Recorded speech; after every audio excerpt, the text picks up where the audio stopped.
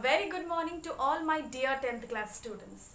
I hope you all are safe and sound at home, and I hope that you did not simply waste your vacation. Instead, you utilized it and for learning different subjects and especially chemistry. So today, as it's an introductory class, I would like to just recall all those things that we had learnt in the month of April and all those concepts that we are going to learn in the future classes regarding this chapter. So as you know that our chemistry is having 5 lessons. The syllabus of chemistry has 5 lessons.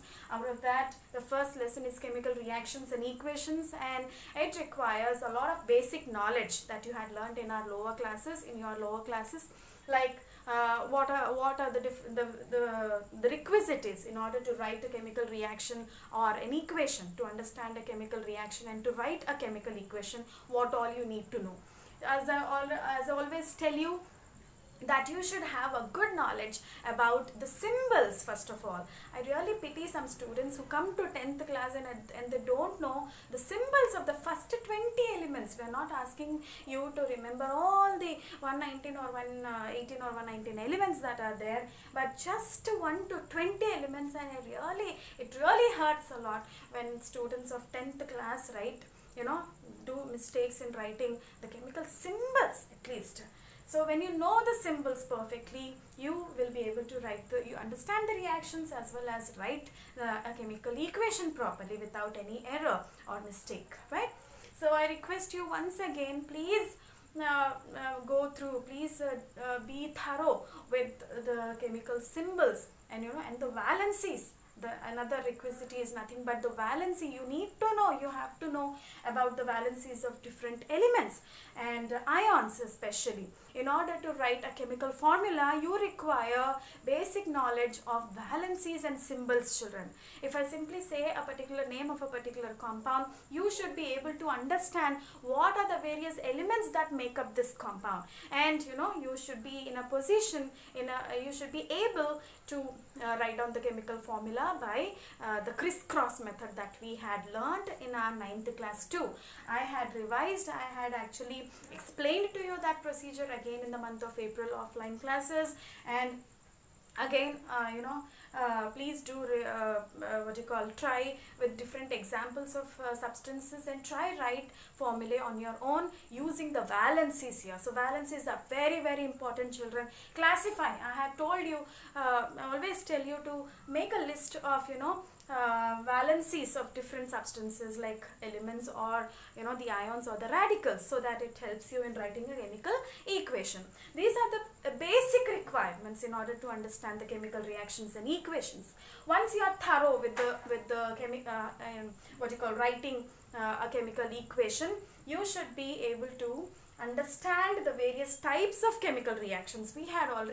I had posted some video lessons. We had the next very important thing is actually the balancing of chemical equations. Before the types of chemical reactions, we had done so many examples regarding this. We had practiced many. I had given you so many assignments and practice worksheets in order to balance the chemical equations. It's really so much fun once you understand the exact or the correct procedure to balance the equation. It's really a very interesting actually topic to balance the chemical reactions, and board exam point of view also it is very, very important. So after balancing of chemical reactions, we learned about the various types of chemical reactions. Basically there are 4, but I can include the 5th one, which is nothing but the redox reactions too. The 4 reactions already we know: combination, decomposition, displacement and double displacement, and the 5th one is the redox reaction. I had already posted all those video lessons. Please do watch them again and again. Children, I always tell you, don't simply mug up the concept, mug up the definitions of each type of chemical reactions and all, but try and understand the concept. Try and read again and again, so that you get a proper knowledge of the properties, or the features, the salient features of each type of chemical reactions, and practice more, writing more number of equations and getting more examples for each type of chemical reaction. Okay, children? And please do purchase different books, not just don't stick with your NCERT textbook alone. It's really good. You have to read each and every sentence from the NCERT book, and in addition to that, it's better always to have one more book like Together With, or the Ratna Sagar or the S. Chand book. It's really good. Okay, so the redox reactions, you try and see different examples and try to find out, identify which one is getting reduced, which one is getting oxidized, which one is the reducing agent, oxidizing agent, and the classification of different equations into different types of chemical reactions. After that, the last concept that I taught you was about the rancidity and the corrosion.